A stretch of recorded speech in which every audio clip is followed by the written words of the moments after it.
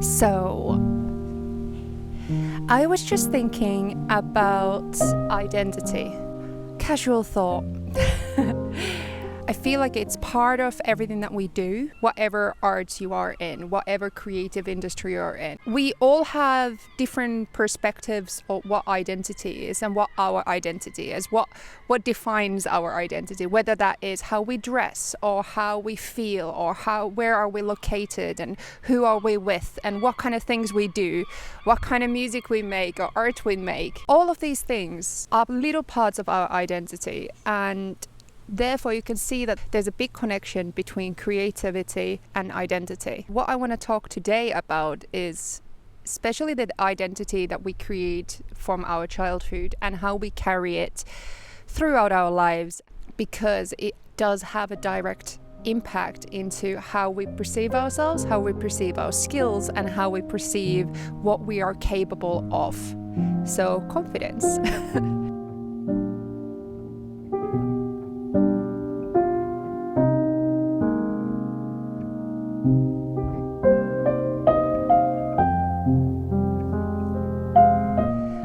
Currently at the York University, and this building behind me is the music department, and I did my master's here. And when talking about identity, I think this place is one of the best places to demonstrate my points and my thought about identity. I'm extremely neurodiverse person. I have dyslexia, dyscalculia. I'm so much more also on the spectrum that I don't think I even have figured out yet. Since I was a kid, I've been always told, not directly, but indirectly, that I will never be an academic person. I will never be a technical person. I will never be someone who works in any of those things. So in a way, the world kind of stopped asking anything from me because I couldn't do well at school. The system didn't work for me. So this is the identity that I built for myself. The slightly weird, lazy maybe, untalented person who needed to figure out another way of making something out of myself in this world that is not a traditional way. So anyhow, in my 20s, I ventured up into Glasgow because my friend was in a university. I also applied as a 23-year-old into studying commercial music. In that university, I suddenly found myself getting really good grades, and suddenly I find myself in York University still getting pretty good grades. And this was a weird thing for me because I was never the good one at school. I was never getting good grades. So it made me question everything, literally everything they have ever taught me or I have ever thought about my own identity, skills, personality. And I'm very glad I did. It's really sometimes hard to see what has molded our experiences and the sense of self, because how you were brought up, where you were brought up, all that will affect how you see yourself and how you see your potential.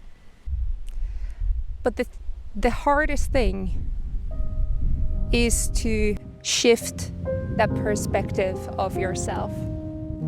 For me, it happened in here, in that building there.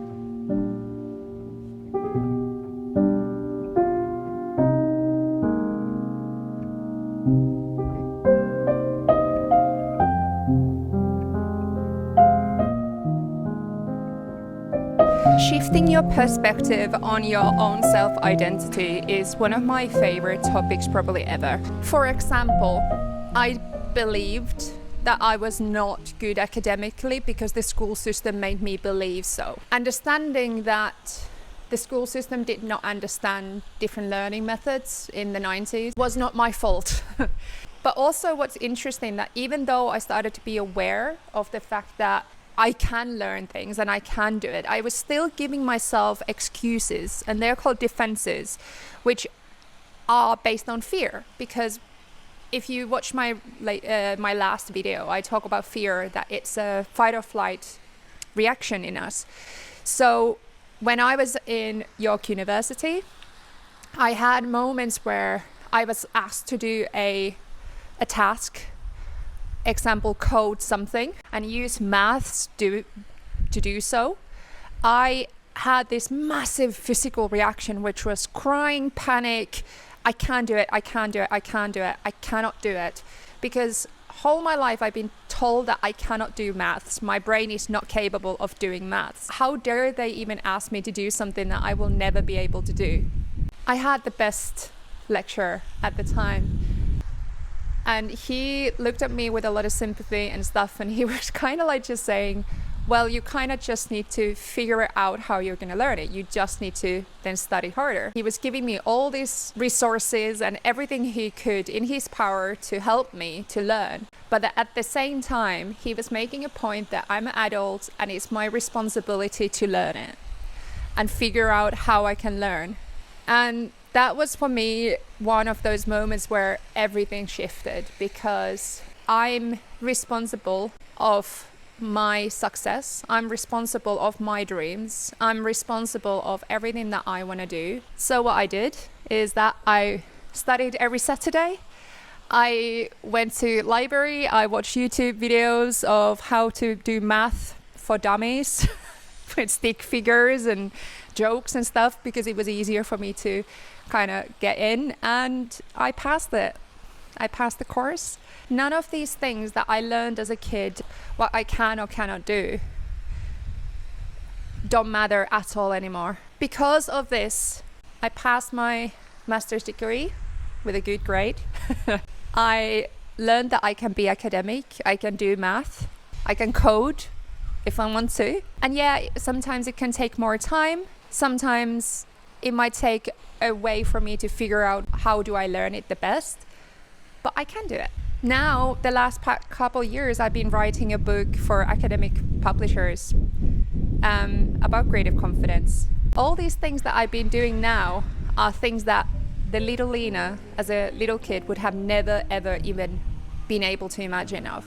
My point with this video is that if this dyslexic, dyscalculia, neurodiverse girl can learn coding and music production and academic writing, then I'm pretty sure you can as well.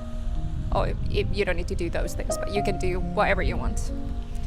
So shifting the perspective of yourself, and by doing this, you will also find a certain level of confidence for your creativity as well.